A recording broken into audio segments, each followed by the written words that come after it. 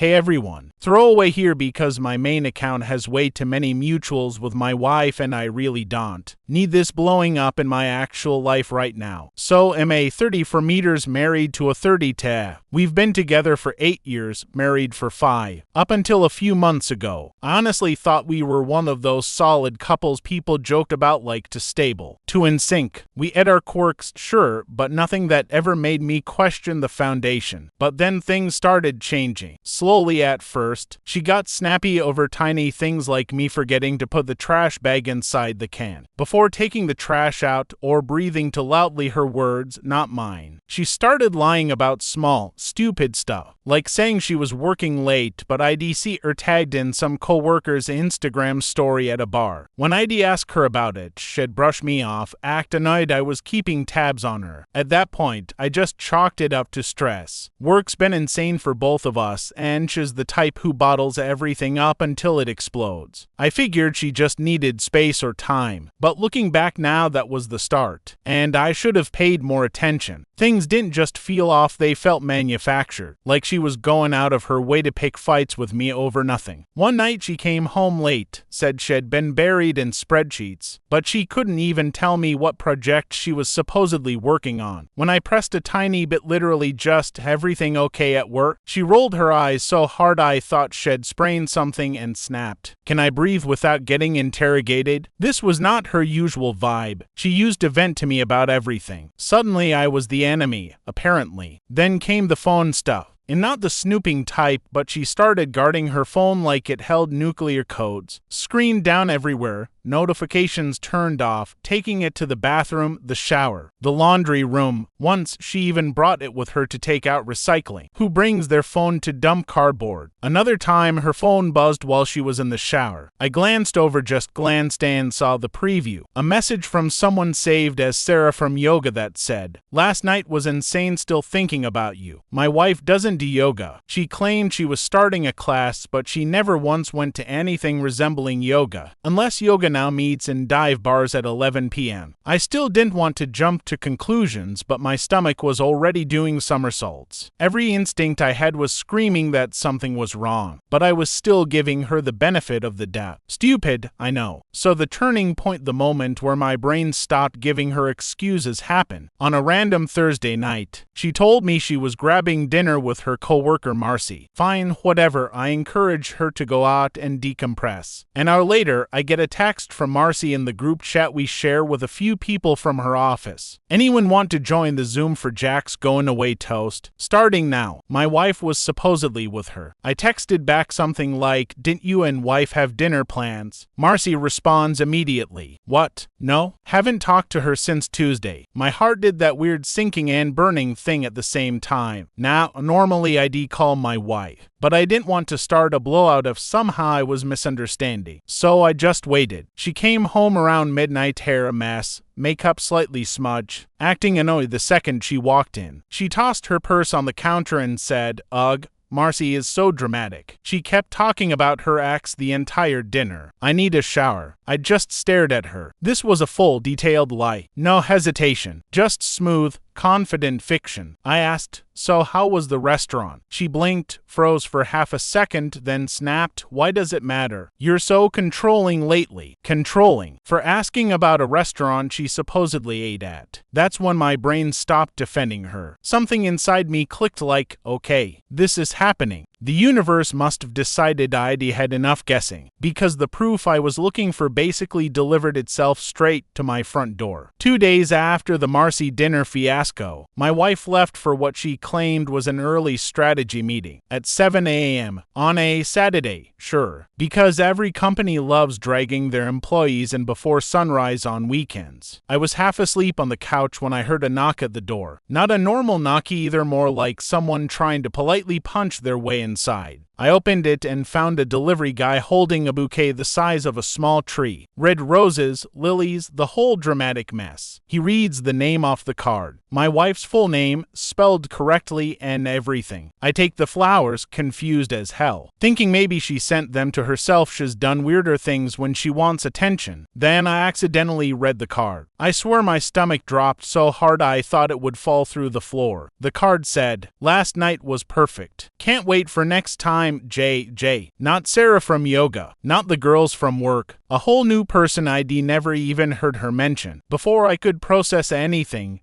guess who texts me? My wife. A single message. Meeting running long. Don't wait up if you want to go out. Meeting. Running long. After the flower incident, something in me flipped from confused to oddly calm. Not numb, just collected. Like my brain decided, all right, you've suffered enough guessing. Time to get answers. I didn't tell her about the flowers right away. Instead, I took pictures of everything: the bouquet, the card, the time-stamped delivery slip. I even checked our doorbell camera to confirm what time it was dropped off. Part of me hated that I was turning into a detective in my own house, but another part felt like I finally had solid ground under my feet. She came home later that afternoon, completely normal, humming some song like she hadn't just blown up our entire relationship. She barely said hi before heading to the bedroom. I followed, trying to keep my voice steady, and asked her how the strategy meeting went. Without missing a beat, she launched into this long, overly detailed story about brainstorming sessions and early coffee runs, and some imaginary co-worker named Dan who apparently talks too much. She didn't even blink. The lies rolled out smoother than butter. The thing that got me, though, she didn't smell like work. She smelled like perfume, not hers, and stale cologne. So I asked her casually, anyone bring you flowers lately? Her whole body tensed for half a second before she forced a laugh and said, what? No. Are you okay? You've been acting paranoid. There it was again. That word, paranoid. Funny how people call you paranoid right before reality slaps you with proof. I didn't confront her then. I waited until after dinner to confront her. Not because I was scared, okay. Maybe a little, but mostly because I wanted her to be in a space where she couldn't disappear into some fake work emergency or storm out claiming she needed air. She was on the couch scrolling her phone, pretending not to notice me staring at her. Finally, I sat down across from her and said, as calmly as I could, we need to talk. She didn't even look up. About what now? Not what's wrong. Not are you okay? Just pure irritation. I pulled out my phone and opened the pictures of the bouquet. I didn't say anything, I just set the phone on the coffee table between us. She glanced at the screen, blinked once, and then had the audacity to laugh. Actually laugh. Oh my God, she said, rolling her eyes. You're seriously getting worked up over flowers? I said, they came this morning, with a love note, from someone named Jay. She crossed her arms, leaning back like she was bored already. It's obviously a mistake. Delivery error. People get wrong packages all the time. I stared at her. It had your full name on it. She shrugged. Then someone's messing with you. Or with me. Maybe a prank. A prank? A prank involving a handwritten note about last night being perfect. I asked her where. The second I said the words, I know you're cheating, she went completely still. It was like watching a computer crash. Her face froze, her breathing stopped. And for a second I honestly thought she might deny everything and storm off dramatically. But instead, she sighed. Not a guilty sigh, a put-upon sigh, like I was inconveniencing her. Then she said, well, maybe if you actually paid attention to me, this wouldn't have happened. I swear I felt something inside my chest physically twist. I said, so you're admitting it? She threw her hands up. Oh my God, fine, yes, but it's not what you think. I laughed because what else is cheating besides what I think? That's when she launched into the most bizarre monologue I've ever heard. First, she said she didn't mean for anything to happen. Then she said it was just emotional, even though I had a love note literally referencing the night before. Then she said she didn't even like him that much. Then she claimed she was vulnerable because I've been distant. And then, in the wildest twist of the night, she insisted it only happened a couple times, followed immediately by didn't mean anything, immediately followed by you drove me to this. So in the span of 90 seconds, she denied responsibility, minimized everything, contradicted herself, repeatedly blamed me, acted like she was the victim. I didn't even know what emotion to feel. Anger, sadness, disgust, numbness. I felt all of them and none of them. When I asked her who Jay was, she hesitated, not long, but long enough for me to realize this wasn't some casual fling or random guy from a bar. This wasn't a one-off mistake. This was someone significant enough that she had to think about how to explain him. Then she said, "It doesn't matter who he is." Which, of course, means it matters a lot. I pressed again, "Who is Jay?" She groaned like I was asking her to do chores and finally muttered, "Has someone from work," but she said it too quickly like she'd rehearsed it. So I asked, "What's his actual name?" Another pause. Then she said, "Jason." But here's the thing. She doesn't work with anyone named Jason. I know this because I've met half her team at office events, barbecues, and holiday parties. Not one Jason in that entire building. So I said, "You don't work with a Jason." And that's when she slipped hard. She snapped back, "Well, he doesn't work there anymore." I just stared at her, because that reaction was way too emotional for someone who supposedly didn't even like him. I asked, "Did he quit? Get fired? Transfer?" She clammed up, arms crossed, eyes darting everywhere but at me. So I said quietly, "Did he leave because of you?" She flinched, actually flinched, and then out of nowhere she said, "Just stop. You don't understand the situation," which is the classic line people use when they're about to admit to something worse than cheating. My stomach dropped. I suddenly had the sickening feeling that this wasn't after she refused to explain who Jason actually was or why he left her workplace. Things escalated fast. I said, "You need to tell me the truth, all of it, right now." She snapped back, "I don't owe you every detail of my life." I stared at her, stunned. "We're married. You owe me enough honesty to explain why you cheated on me." And that's when she completely lost it. She stood up, started pacing, throwing out this rapid-fire mix of insults, excuses, and half-admissions. "You're overreacting. People make mistakes. It wasn't serious. You were boring lately." I felt trapped. He actually listened to me. "You wouldn't understand. You're twisting everything. I'm allowed to talk to people." It was like she couldn't decide if I was the villain, the idiot, or the reason she had no choice but to cheat. I asked her one simple question. "Did you love him?" She froze. That tiny moment of silence answered more than any words could, but she eventually snarled, "Of course not. Why would you even ask that?" Because she didn't deny it. Because she only denied it after thinking about how it sounded. Because something about her reaction felt guilty. She kept insisting it just happened and wasn't a big deal. But people don't risk their jobs, lie repeatedly, sneak around for months, and send dramatic bouquets for something that isn't a big deal. The more she talked, there's a moment in every argument, especially the kind that rips your life in half, where you realize you've crossed a line you can't uncross. For me, that moment came when she said, "You're acting like a child. Grow up." Something in me went quiet, like a switch flipped. All the noise, all the chaos, all the emotional static gone. I just looked at her, really looked at her, and saw someone I didn't recognize anymore. Someone who didn't value me, didn't respect me, didn't even seem to care that she'd blown our marriage apart. I said, "Do you even feel sorry?" She laughed, actually laughed. "For what?" "For wanting to feel appreciated, for wanting some excitement." And then because apparently she hadn't stabbed me enough already, she added, "You haven't exactly been husband of the year." That was it. That was the moment I hit my breaking point. I didn't yell. I didn't throw anything. I didn't cry. I just said, "Pack a bag. You're leaving tonight." Her eyes went wide, like that was the surprising part of all this. You can't be serious." "Dead serious." She immediately shifted into panic mode, but the manipulative kind, not the remorseful kind. Suddenly she was begging, bargaining, blaming, threatening, guilt-tripping, all within seconds. "Don't overreact. We can work through this. You're being cruel. You're twisting everything. I didn't even do anything that bad. You're not throwing me out like some criminal." I just repeated.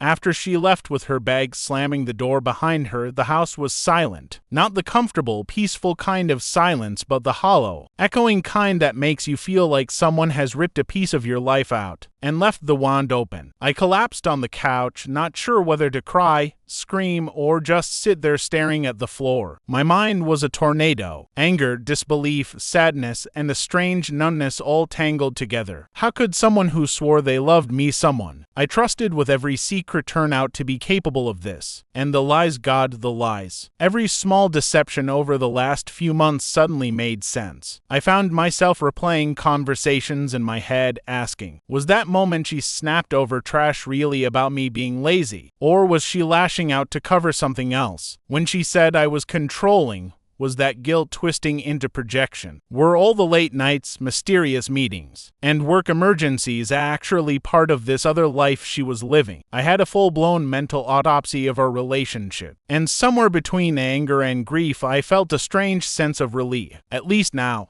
I knew. The uncertainty was gone. Horrible as it was, the next morning, I woke up with a pounding headache and a mind that refused to stop racing. The house was quiet, almost too quiet. I walked around, noticing all the little things I used to take for granted. Her coffee mug still in the sink, the throw blanket she always left on the couch, the little pile of mail she never bothered opening. Every item was a reminder of her absence and the betrayal that caused it. I realized I had a choice: spiral into bitterness and anger, or take control of my life and figure out what I actually wanted moving forward. I didn't want to waste energy on someone who had already made it clear they didn't value me or our marriage. So I started making practical decisions. I changed the locks. I started moving her things into a spare room so she couldn't claim them when she decided to come back. I documented everything: messages, flowers, notes, times she lied. Not out of revenge, but because I wanted to have clarity if anything legal or financial needed to be addressed later. I reached out to a close friend and vented just raw, unfiltered feelings. That helped more than I expected. At the same time, I allowed myself to feel anger, sadness, the sense of loss, crying, yelling. Once the decision was made, the next challenge was figuring out how to actually move forward. I won't lie, it was brutal. For the first few days, every little thing reminded me of her. The quiet hum of the fridge, the smell of coffee, even the way the sunlight hit the living room, everything screamed she was here and now she's gone. But I started taking small steps. I cleaned the house obsessively, not just to distract myself, but because I wanted to reclaim the space as my own. I canceled shared subscriptions and changed all account passwords. A symbolic reset, and honestly, a practical one. I allowed myself little moments of indulgence: ordering takeout she hated, binge watching shows she always complained about, blasting music that she called noise. I also leaned on my support system more than I realized I needed. Friends, family, co-workers, they didn't lecture me, they just listened. Sometimes that's all you need. People to witness. By now, a few weeks had passed since she left, and the emotional storm had calmed enough for me to think clearly. I reflected on the entire ordeal, not to blame myself, but to understand what had happened and how to protect myself moving forward. Here's what I realized. Trust is sacred once it's broken like that. Rebuilding it is almost impossible if the person who broke it refuses to take responsibility. Lies aren't small, they're chains that trap you in doubt. Red flags matter, all those tiny changes, all those subtle shifts in behavior I initially brushed off. They were my instincts trying to tell me something. Don't ignore them. Boundaries are life-saving. Deciding to remove her from my house, changing locks, and reclaiming my space wasn't harsh or immature. It was necessary. Protecting your mental health isn't optional. People reveal them. Here's the hard truth I've learned from all of this. Betrayal doesn't just hurt, it reshapes you. It forces you to confront your own expectations, your trust, and your self-worth. I went through shock, anger, sadness, and numbness, but ultimately, I came out with clarity I didn't have before. If there's any advice I could give to someone going through something similar, it's this: listen to your gut. Those small uneasy signals aren't paranoia, they're your instincts warning you something's off. Don't ignore them. Document and protect yourself. When things get messy, having proof, records, or clear boundaries isn't petty, it's survival. Don't stay for the person they used to be. People can change, but if someone consistently chooses deception,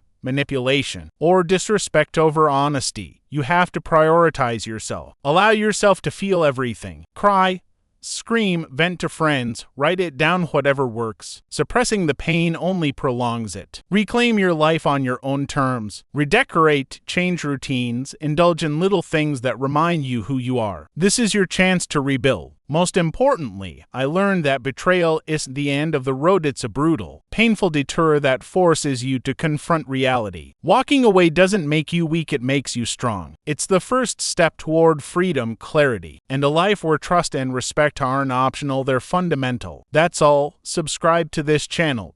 Click the like button and have a good day, everyone. So yeah, I'm hurting, I'm angry, and I'm sad sometimes, but I'm also free, and I finally feel like I can breathe again. And for anyone out there reading this, you can survive this. You can rebuild. You can come out stronger. That's all. Subscribe to this channel. Click the like button and have a good day, everyone.